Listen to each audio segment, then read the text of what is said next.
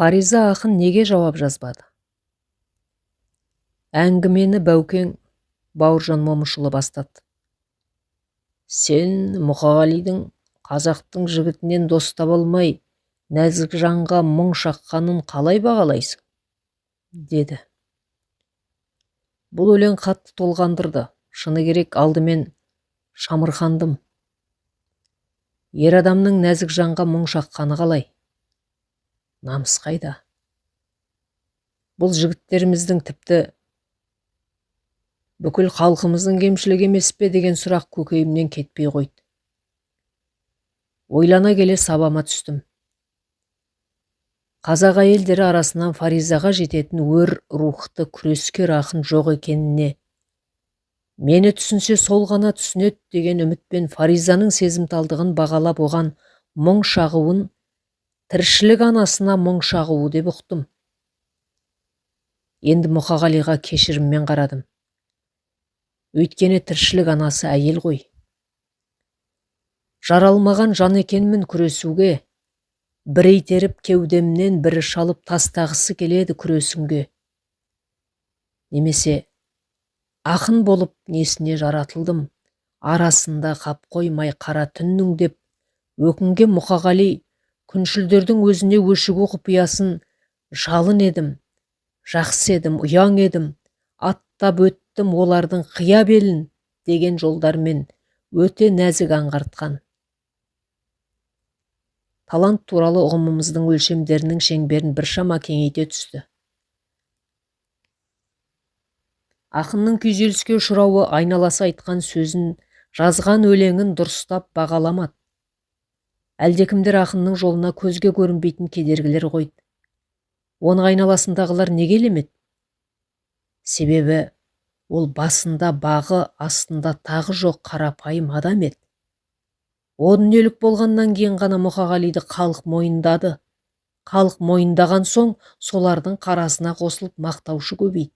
Себебі ол енді ешкімге кедергі келтірмейді. Сыртынан неше түрлі өсек таратып жамандап жүргендер, мен дос едім, ол маған келіп ақылдасатын деген тәрізді естелік айтып жұрттың ілтипатына іліксем дейді.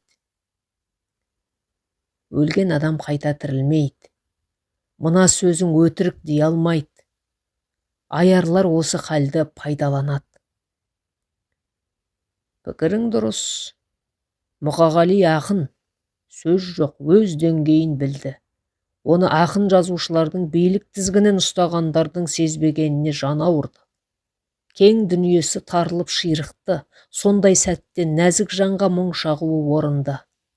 Әсіресе қоғамымыздағы күншілдіктің, әділетсіздіктің, алауыздықтың кесір-кесапатынан бір-біріміздің жетістігімізге ішіміз күйіп, қуанбайтынымызды, яғни әлі толыққанды ұлт болып қалыптаспағанымызды батыл бейнелей алғаны маған ерекше ұнады.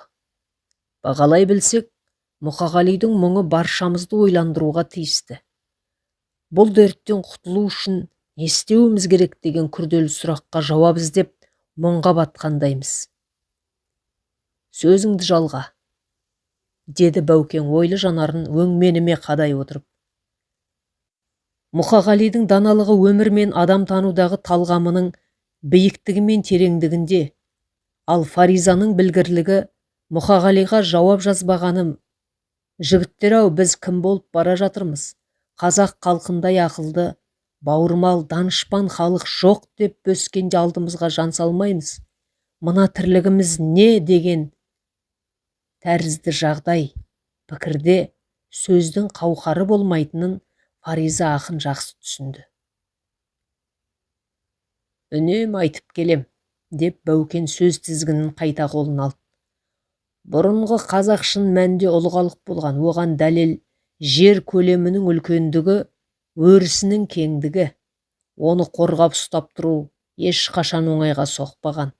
Аш қасқырдай анталап жеткен жауды жерімізден желкелеп қуып шығу үшін қаншама көрегенділік, тектілік, төзімділік, қаншама қайрат, жігер, ақыл, айла керек. Мұқағалидың ортасындағы өмір сүрген адамдар қазақтың бұрынғы сол асыл қасиеттерін жоғалтып алғандар. Олар мұндай бейшара халге қалай душар болды деп сұрақ қой. Олар мұндай бейшара халге қалай душар болды? Себебі соңғы дәуірлерде алауыздықтың кесірінен жат жұрттың тізесі батып, теріс ықпалы бойларына сіңіп, дүниеқоңыздық деген әзәзілмен достасты. Бірін-бірі сыйлаудан, бір-бірімен ымыраға келуден алыстады. Жаудың оғымен бірін-бірі айта бастады. Мұқағалидың қазақтың жігіттерінен мұңдас таппай, сені таптым деп өлең арнауы сондықтан. Түсінбеген адам даналық тіркестерін көк мылжың санаса, керісінше түсінген адам көк мылжың сөздің ішінен өзіне керек дәнді тауып ала біледі. Сол сияқты Мұқағалидың Фаризаға жазған өлеңінен қазақтың мәдениеті, рухани дүниесі алыстан мен мұндалайды. Ірге тассыз үй салынбайды.